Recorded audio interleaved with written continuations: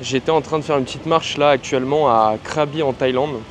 De base, j'étais venu pour boxer, pour ceux qui ont suivi sur mon compte Insta. Et puis au final, je suis venu pour boxer. Ça s'est mal passé parce qu'en arrivant, je me suis blessé. Voilà. Premier entraînement, direct blessé. Et Krabi, c'est plutôt bien. En vrai, il y a des belles plages et tout, c'est stylé. Mais en fait, c'est bien, mais pour les vacances. Enfin, de mon point de vue, c'est bien pour des vacances. Pour y rester, travailler et tout, c'est pas ultra développé. Il n'y a pas beaucoup de coworking. C'est pas pensé en fait pour des expats. Contrairement par exemple à Bangkok où en fait tu peux aller travailler dans des condos et avec des super salles pour travailler, tu peux faire du réseau. Là, Krabi, c'est pas trop développé parce qu'il n'y a pas trop de touristes. Donc c'est pas pensé forcément pour les personnes qui sont en dehors de Krabi. Enfin bref, j'étais en train de me dire, ok, comment je pourrais aider vous, ma communauté, comment je pourrais vous aider sur la vente. Et je me suis dit, quel est le sujet que je pourrais prendre? Je me suis dit, autant regarder moi ce qui m'aide le plus dans la vente. Thibaut, quelles sont les techniques de vente que tu utilises? Et qu'est-ce que tu pourrais conseiller à quelqu'un qui veut performer dans la vente? Et donc, je vais te donner les principales techniques que moi-même j'utilise. J'ai cru que mon micro il était tombé. Donc je vais te partager mes techniques de vente, ce que j'utilise pour closer. La première technique que je donne tout le temps en coaching, c'est d'enlever toutes les objections avant même qu'elles arrivent. Donc tu peux faire un exercice très simple, c'est tu te poses rapidement et tu te demandes, ok, c'est quoi les principales objections que j'ai au téléphone? Donc tu as juste à reprendre les derniers appels de vente que tu as fait et tu regardes quelle est la principale objection qui revient le plus, ou les principales. Et après, tu te poses la question, en fait, comment je pourrais enlever ces objections avant même qu'elles arrivent, tout simplement. Donc par exemple, si l'objection principale que tu as, c'est voilà, les gens te disent que c'est jamais le bon moment parce qu'ils ont un mariage, parce qu'ils ont un déménagement, je ne sais quoi, ils ont un problème perso, bref, c'est pas le bon moment d'acheter ta solution. Dans ce cas-là, demande-toi, ok, dans ce cas-là, tu peux très bien demander à ton prospect, avant de réserver un appel avec toi, ok, est-ce que c'est le bon moment pour toi de te lancer maintenant?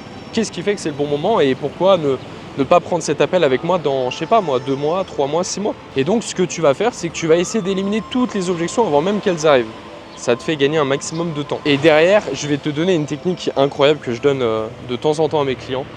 C'est, tu peux prendre les principales objections que tu as au téléphone, et tu vas en faire une vidéo de qualification. C'est-à-dire qu'en fait, je vais te donner l'exemple, j'avais fait l'exercice avec une cliente et je lui avais dit, ok, est-ce que tu peux me noter sur un texte, voilà, les principales croyances, peurs, objections que tu as de la part de tes prospects. Elle m'a fait une liste et lorsque j'ai reçu la liste, j'ai vu qu'il y avait en gros 7 objections qui arrivaient souvent. Et donc je lui ai dit, ok, maintenant on va faire une vidéo. Et tu vas faire une vidéo pour expliquer à ta cible, donc là c'est important bien évidemment de connaître son persona. Et je lui ai dit, tu vas faire une vidéo pour expliquer les 7 principales croyances qui t'empêchent d'atteindre X bénéfices. Donc si par exemple tu es coach sportif et que tu aides les gens à perdre du poids, et ça va être les 7 principales croyances qui t'empêchent de perdre du poids. Et donc cette vidéo, elle l'a envoyée à tous ses prospects. À chaque fois qu'elle avait un prospect qui voulait prendre un appel, elle lui disait de regarder cette vidéo. Et en fait, les 7 croyances, c'est les 7 objections qu'elle reçoit de la part de ses prospects. Et en fait, elle les casse dans sa vidéo. Tu vois, donc ça c'est une bonne technique, c'est un petit hack secret ultime si tu veux faire plus de ventes. Deuxième stratégie que j'utilise souvent dans mes appels, c'est que j'ai souvent tendance à utiliser le principe de cohérence, qui est un principe qui marche très bien.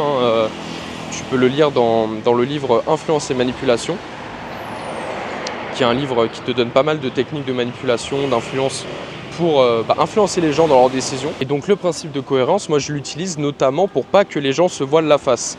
C'est-à-dire que par exemple, si je vois que l'objection principale que j'ai, c'est voilà, les gens ils veulent pas se faire accompagner, ils veulent essayer de le faire tout seul, voilà, pour éviter de payer un accompagnement, ils veulent le faire tout seul.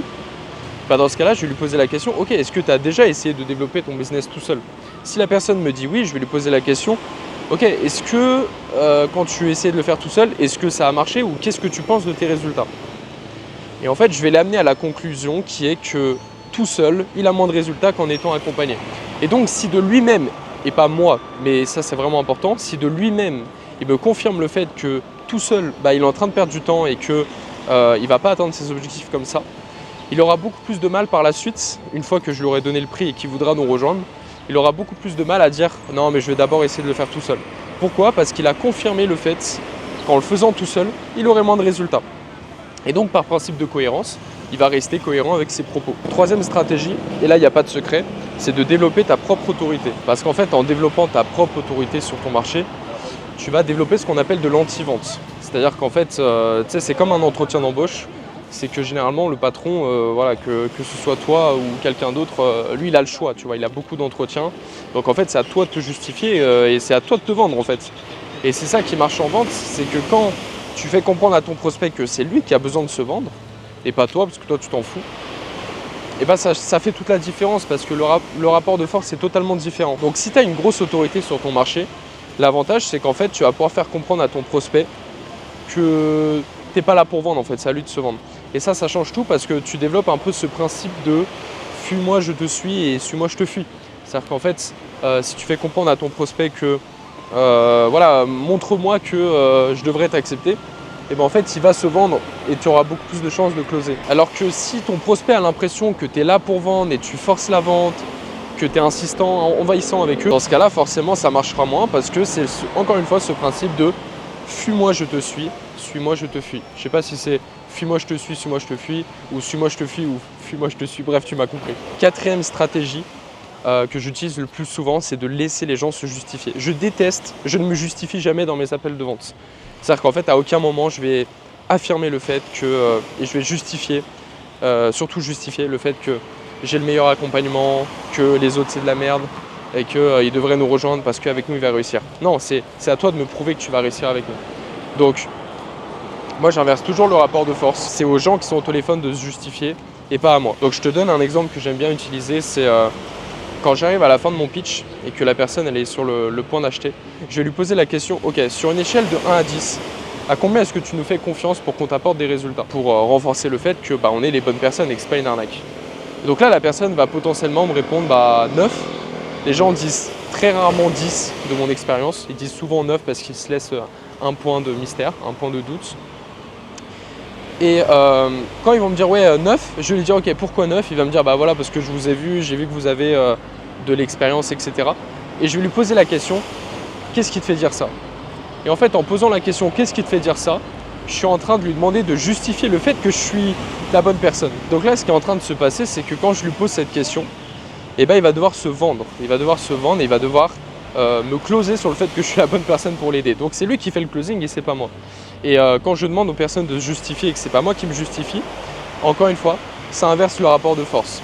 Et le rapport de force, c'est la cinquième et dernière stratégie. Tu sais, souvent on dit que dans la vente, les gens détestent qu'on leur vende quelque chose, mais ils adorent acheter.